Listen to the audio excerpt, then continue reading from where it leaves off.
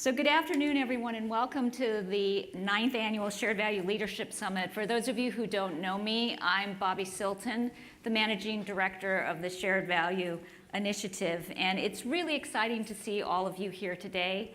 And I think about us as this community of pioneers, the curious, the knowledge seekers, the idea generators who want to really make this world a more equitable, healthy, and sustainable place and really leverage business as our force for change. I'm really pleased to welcome all of you here, especially those who have traveled thousands of miles to be with us. And I want to send a special thank you out to our country delegations who are here with us this year from Australia, Brazil, Colombia, and Peru. We are truly a global community. So we're here this week to talk about purpose and how to deliver on its promise. And we believe that shared value is the most powerful way to deliver on the potential of purpose and change the way business is done. So the next day and a half, we're going to engage with leaders and provocateurs who are going to help push our shared value practice forward and push our thinking forward as we grapple with the challenges of our time. We'll learn from those who are out in front, who are pushing boundaries and making mistakes that we can hopefully all learn from and avoid making ourselves. And we're certainly going to hear from some people who have successes, and hopefully we'll get inspired to raise the bar on our own shared value practices. So for this 9th summit, I can't believe, the team said they can't believe it's the 9th summit that we're having. We've changed things up a little bit. We've made this an all plenary summit, but we've made sure that we've created space for you guys to interact with the speakers at your tables. And also we extended the networking sessions, because I know one of the reasons why people come to gatherings like this is that they want to connect with a rich community. They want to connect with their fellow shared value travelers as we go on this journey to help fulfill the promise of purpose. So we've taken that in mind. Also, to add to the energy of our summit and to make it more interactive, we have a great shared value experience on climate change that we're going to be experiencing in the next day and a half. And it comes from our Australia partners. They did this last year at their conference, and it was such a big hit that we decided to bring it here. So you'll be hearing more about that this afternoon, and it has a little bit of a competitive element, so that should bring out the creative juices.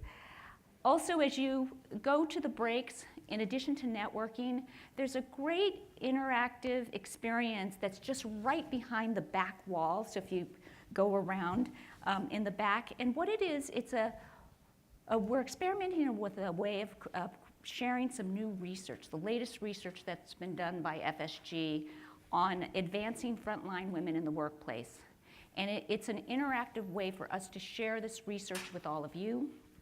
And we invite you to go and experience that. Hopefully you can do some networking at the same time, but it's a great gallery walkthrough experience. I just went through it earlier today.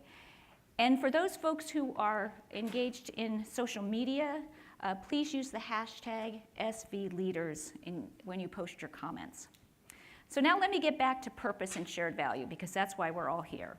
So let me talk a little bit about purpose. Purpose is trending, and in fact, purpose has surpassed sustainability in the public discourse. It doesn't mean that sustainability isn't important. It just means that purpose is now one of the top conversations of the day. For a second year in a row, Larry Fink included purpose as the focus of his letter to CEOs. And all of you know Larry Fink, the chairman and CEO of BlackRock. And there are many forces that are driving this interest in purpose. There are economic forces, political, demographic, and certainly climate change. At FSG and the Shared Value Initiative, we're doing some really exciting work on this front, and it really builds on our 2 decades of work with companies to help them fulfill their social purpose efforts.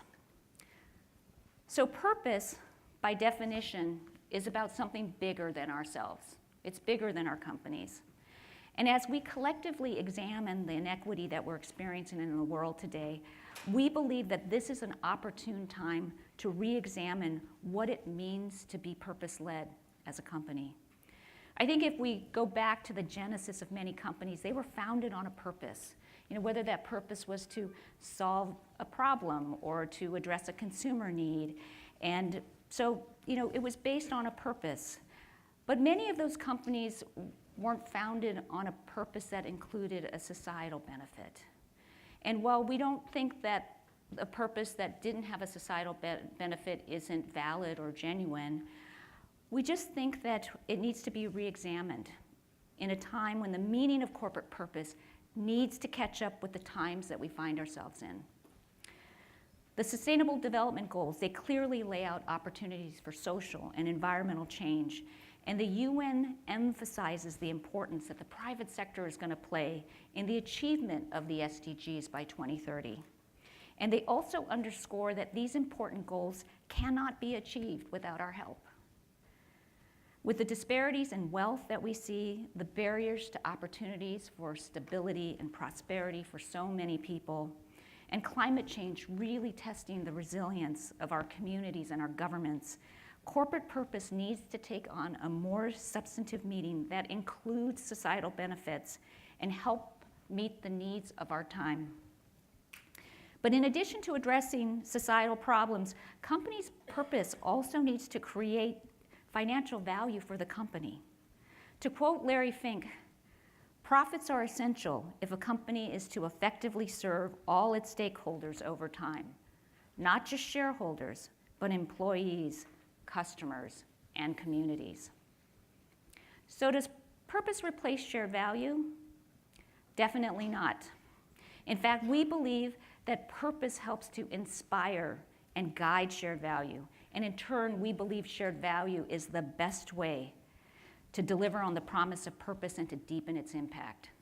So for example, if a food company decides it wants to be in the health and wellness business, that this can spawn new products and new services, and it can help them go into new markets and achieve both business benefits and the health of society. Or the financial institution that it decides it wants to secure the financial health of its community as its purpose. And they now might see a whole new range of shared value opportunities, including maybe new workforce strategies or new services that they want to offer that drive competitive advantage. I know all of you know this because you're part of the shared value community, that unlike other forms of purpose-driven efforts, shared value leverages the core business, and that allows it to scale and multiply the impact.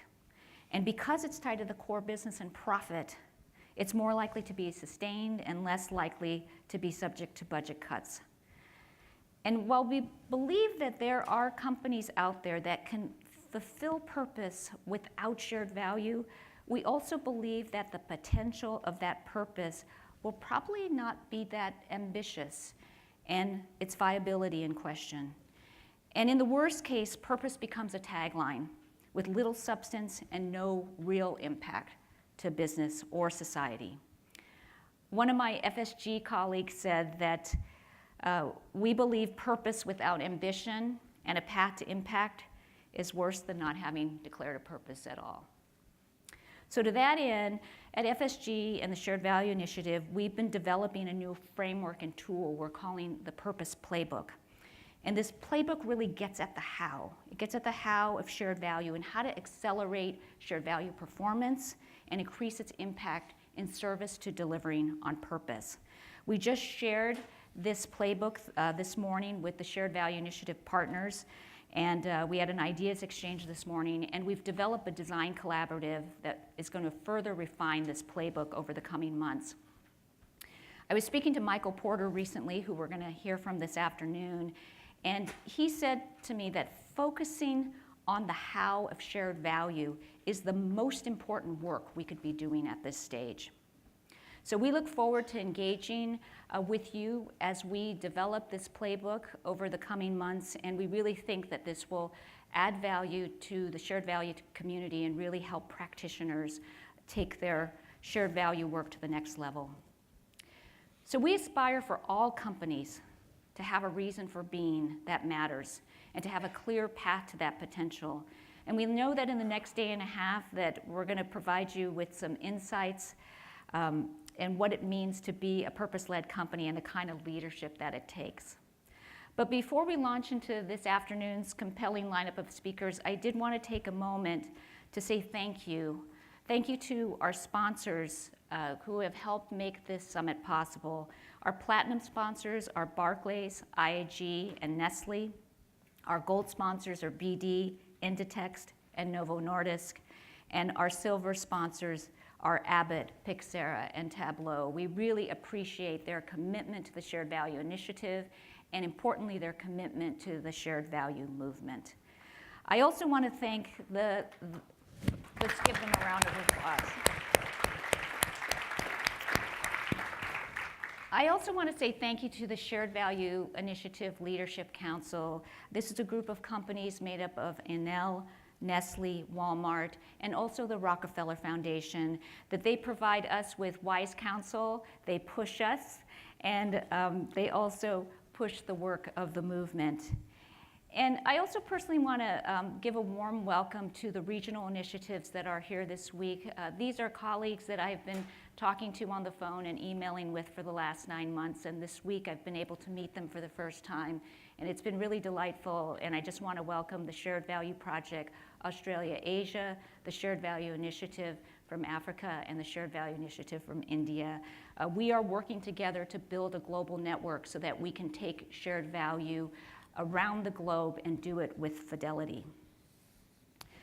So as we come together for this year's Shared Value Leadership Summit, the world is full of challenges, and it's also full of opportunities for our community.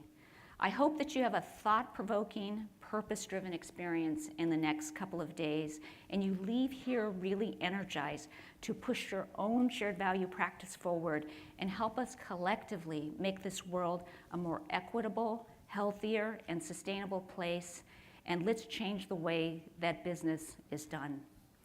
So with that, I want to introduce our next speaker, and we had a little change